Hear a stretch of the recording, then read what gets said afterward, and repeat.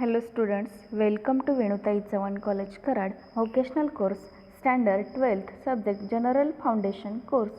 Last लेक्चरला आपण प्रकल्पाची निवड करत असताना कोणकोणत्या घटकांची आवश्यकता आहे आणि कोणत्या घटकांचा विचार करून व्यावसायिकाला प्रकल्पाची निवड करावी लागते हे अभ्यासलेले आहे. तर आज आपण स्वॉट विश्लेषण हा पॉइंट अभ्यासणार आहोत. याच्यामध्ये बघा, स्वॉट विश्लेषण म्हणजे नेमके काय किंवा त्याची गरज काय आहे. तर प्रकल्पाची निवड करत असताना व्यावसायिकाला, उद्योजकाला सभोवतालच्या वातावरणाचा सुद्धा अभ्यास करावा लागतो.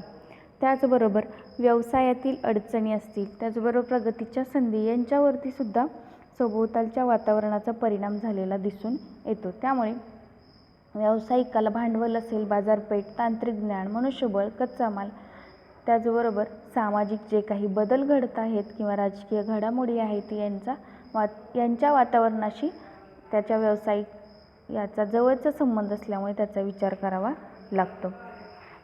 तसेच राजकीय पक्ष असेल, उद्योग व्यवसायाकडे विशिष्ट हेतूने पाहत असतात. म्हणजे वातावरण अनुकूल असेल तरच व्यवसाय किंवा उद्योग अनुकूल अशा पद्धतीने होऊ शकतो. यासाठी व्यवसायाची निवड करत असताना उद्योजकाला स्वॉट विश्लेषण करणे आवश्यक आहे असे सांगितलेले आहे.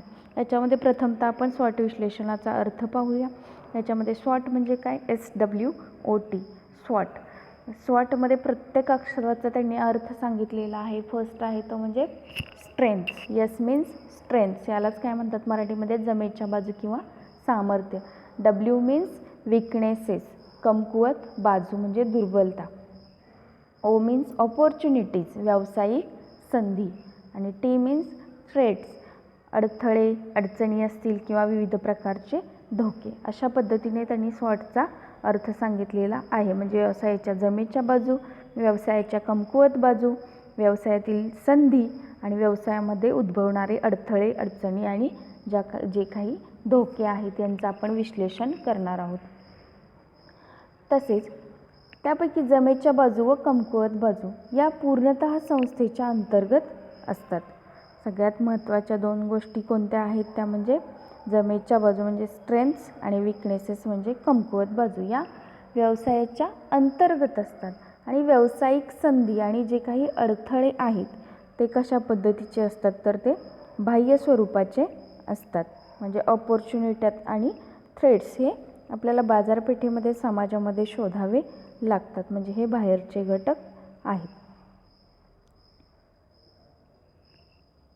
विश्लेषण करत असताना त्याचे अंतर्गत व बाह्य घटक यांचे स्वरूप आणि त्यांचे वर्गीकरण कशा पद्धतीने केलेले आहे ते एका चार्टवर अभ्यासूया.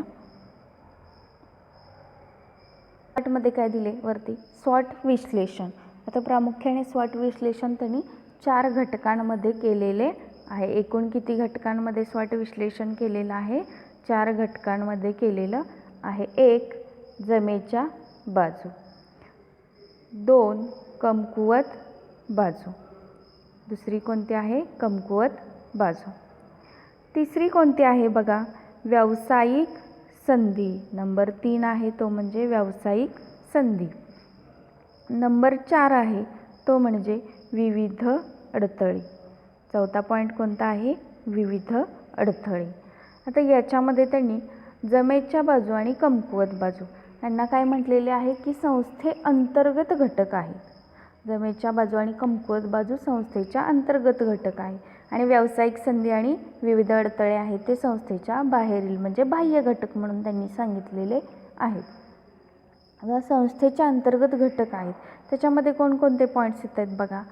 एक आहे तो म्हणजे कर्मचारी व्यवस्थापन संबंध. दुसरा व्यवसायाची स्पर्धा क्षमता, म्हणजे हे व्यवसायामध्येच असते. तिसरा आहे तो म्हणजे संस्थेचा पूर्व इतिहास. चौथा अधिकारी वर्गाची निर्णय क्षमता व कौशल्य. 5 कर्मचारी, यंत्रसामग्री यांच्या पूर्ण क्षमतेचा वापर करण्यातील अडचणी. 6 कर्मचारी वर्गातील अपप्रवृत्ती. आणि 7 आहे स्थिर व खेळते भांडवलाची उपलब्धता. म्हणजे हे 7 पॉईंट्स आहेत ते संस्थेच्या अंतर्गत असतात. तर संस्थेच्या बाह्य घटक कोणते आहेत ते बघूया. व्यावसायिक संधी आणि विविध अडथळे यांच्या अंतर्गत असणारे संस्थेचे बाह्य घटक आहेत ते म्हणजे 1 बाजारातील मागणी पुरवठा स्थिती. 2 ग्राहकांची उत्पन्न राहणीमान पातळी, सरकारची विविध धोरणे, प्रोत्साहन, पतपुरवठा सवलती, निर्बंध इत्यादी. त्याचबरोबर 4 आहे व्यापार चक्राचा परिणाम, तेजी व मंदीची परिस्थिती. ही बाजारपेठेमध्ये असते, म्हणजेच व्यवसायाच्या बाह्य घटक आहे. 5 संसाधने उभारण्यात येणाऱ्या अडचणी, म्हणजे आपण जो काही कच्चा माल, यंत्रसामग्री आणतो तो व्यवसायाच्या बाहेरून आणतो म्हणून तो बाह्य घटक आहे. आणि 6 स्पर्धकांची क्षमता, स्पर्धक हे व्यवसायाच्या बाहेर असतात, व्यवसायाच्या आतमध्ये नसतात म्हणून हा संस्थेचा बाह्य घटक आहे. आता आपण प्रत्येक पॉईंटचं विश्लेषण पाहूया. सर्वात महत्त्वाचे जे 4 घटक आहेत त्याच्यामध्ये काय सांगितलेले आहे ते पाहूया.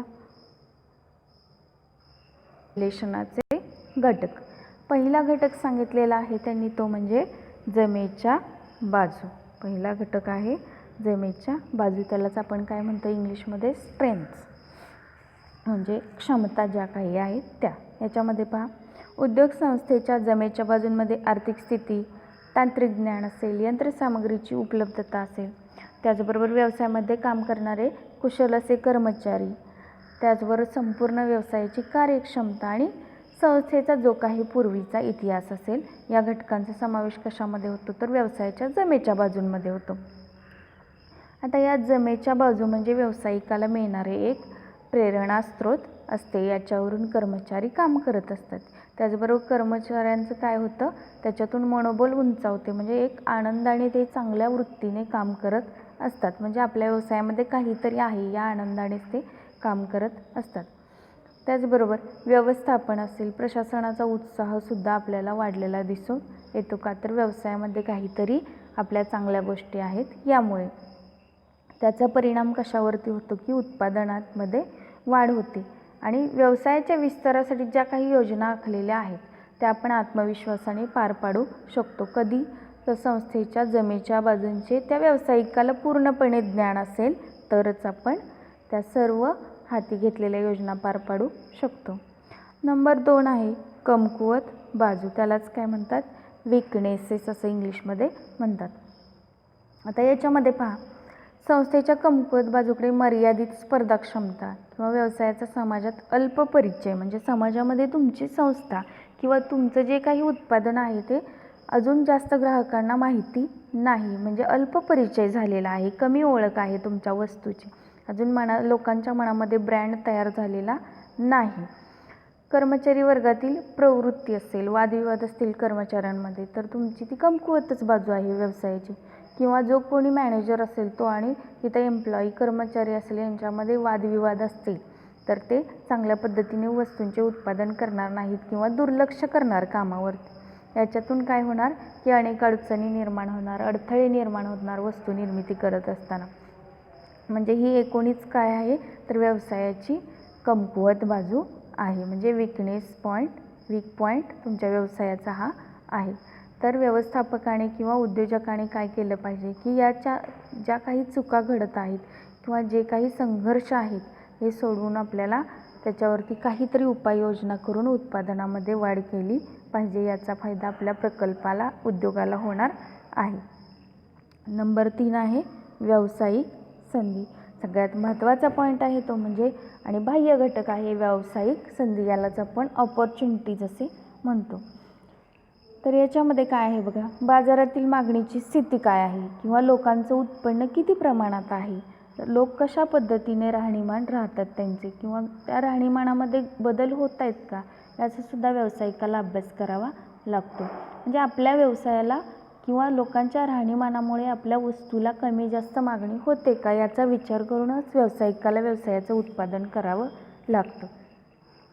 म्हणजे बाजारामध्ये उपलब्ध असणाऱ्या वस्तूंची किंवा ज्या वस्तू उपलब्ध नाहीत अशा वस्तूंचा सुद्धा विचार करावा लागतो. जी वस्तू उपलब्ध आहे तिच्यापेक्षा चांगल्या प्रतीची तुम्ही वस्तू निर्मिती करू शकता किंवा जी वस्तू उपलब्ध नाही अशा वस्तूची सेवेची निर्मिती केली तर तुमच्या वस्तूला मागणी येऊ शकते. म्हणजे ही एक प्रकारची संधी आहे, तुम्हाला ती शोधावी लागणार आहे. त्याचबरोबर परदेशातील एखाद्या कंपनीशी तुम्ही सहकार्याचा करार केला तर तुम्हाला त्याचासुद्धा फायदा होऊ शकतो. म्हणजे परदेशी व्यापार तुम्ही करू शकता किंवा स्पर्धकाच्या वस्तूपेक्षा आपल्या वस्तूंना ग्राहकांनी जास्त पसंत कराल म्हणून त्याच्यासाठी तुम्ही वेगवेगळ्या घटकांचा विचार करून किंवा वेगवेगळ्या मुद्द्यांद्वारे तुम्ही ती वस्तू आकर्षक बनवू शकता. त्याचं पॅकिंग असेल ते आकर्षक बनवलं तर तुम्ही जो काही तुमचा ग्राहक वर्ग आहे बाजारपेठेतील तो जास्त आकर्षित होऊन तुमचीच वस्तू खरेदी करेल.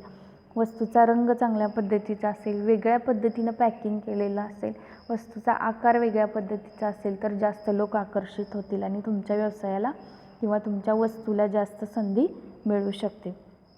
म्हणजे या गोष्टींतून व्यावसायिकाचा फायदा होणार आहे.